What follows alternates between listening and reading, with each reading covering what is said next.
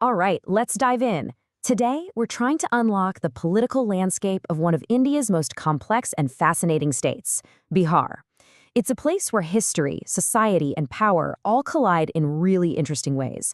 And we're going to find the one key that helps explain how it all works. So if you really want to understand how elections are won, how power is held, and how the whole political machine in Bihar operates, you have to ask yourself one central question. What is the single most important factor that shapes everything? And the answer, which comes through loud and clear from decades of research, is what we're calling the caste axis. Just think of it like the unseen architecture of a building. It's the fundamental blueprint that the entire political structure is built on. It really is the core organizing principle. Now, what do we actually mean when we say caste-based politics?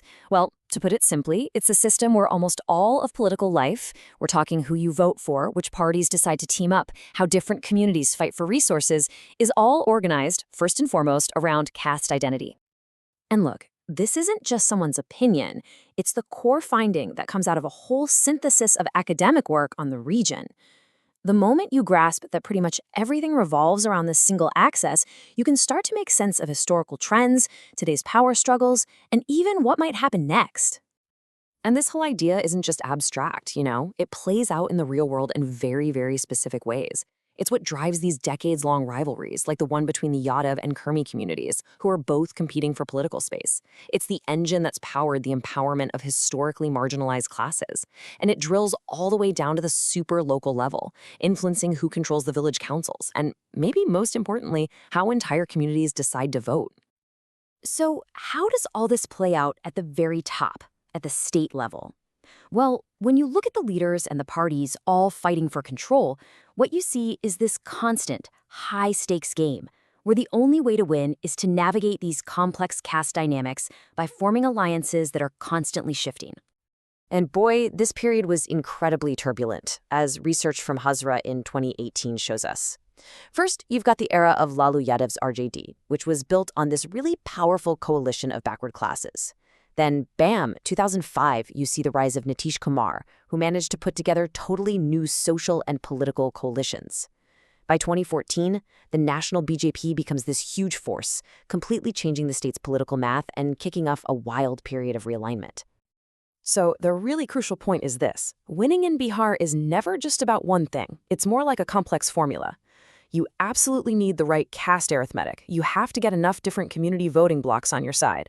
You need a leader with the kind of charisma that can appeal across some of those lines. And you 100% need to forge strategic and often really surprising alliances. But politics isn't just about the big-name leaders at the top. It's also about who even gets a voice, who gets a seat at the table. So let's zoom in on a really powerful case study, the fight for women's representation. For decades, there have been these official efforts to try and correct historical imbalances. Important constitutional amendments were passed to reserve a certain percentage of seats for women, especially in local government. The goal was crystal clear: break down the social and political barriers that have kept women out of power for so long. But policy on paper and reality on the ground can be two totally different things. A 2024 study by Ansari took a hard look at the results of all those efforts. As of 2020, what was the actual number for women's representation in Bihar's state assembly? Just 10.7%. That number, it represents a massive gap. So why is it still there? The research points right back to our central theme. These enduring caste hierarchies and gender biases are so powerful that they often just override official policy. It makes the path to power for women incredibly, incredibly difficult. Okay, to really, really get why these patterns are so hard to break, we have to leave the state capital behind and go down to the villages. Because in Bihar, all politics, at the end of the day, is local.